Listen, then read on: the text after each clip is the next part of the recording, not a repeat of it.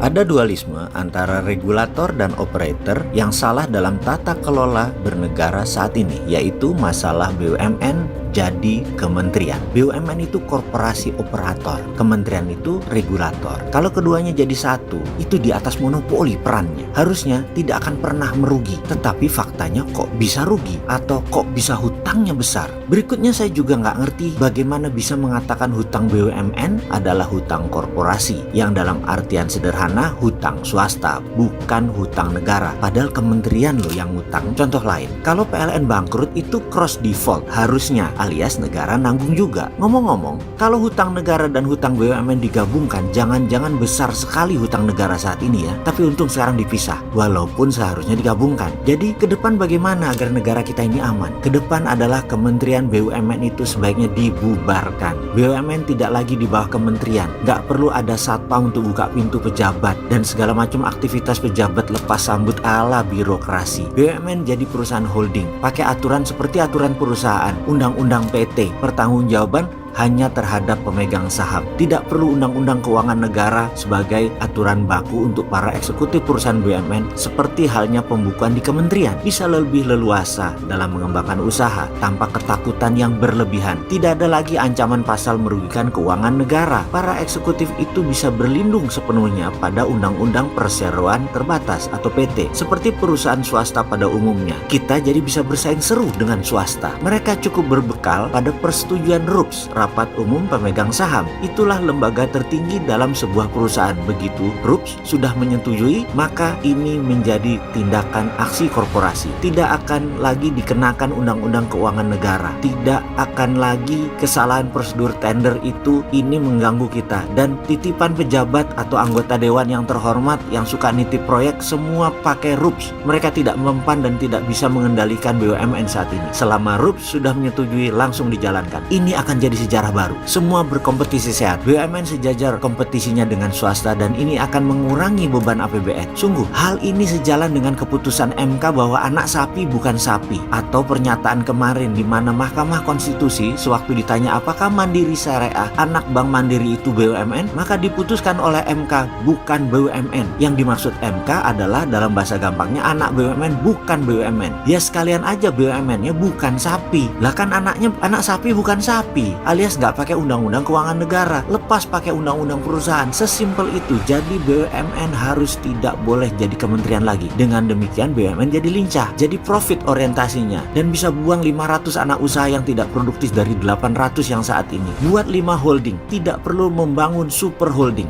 1. Holding keuangan, 2. Holding SDM, 3. Holding perkebunan, 4. Holding digital telekomunikasi, dan sekali lagi tidak perlu buat super holding, cukup saja holding. Sisanya dibuatkan BUMN holding aneka usaha sebagai holding kelima. Buang BUMN yang tidak produktif. Bayangkan dalam 5 tahun ini tumbuh nggak karu-karuan, anak cucu cicit BUMN ada 500 kali. Tutup aja itu semua, nggak ada gunanya. Nah, kemudian urusan BI dan BUMN ini itu bisa segera dijalankan kalau Sri Sontoloyo ini yang pegang mandat. Kalau sekarang kan belum. Kalau sekarang BUMN aja yang ditebas, bukan kementerian. Yang BI jangan ditebas jadi Dirjen Moneter.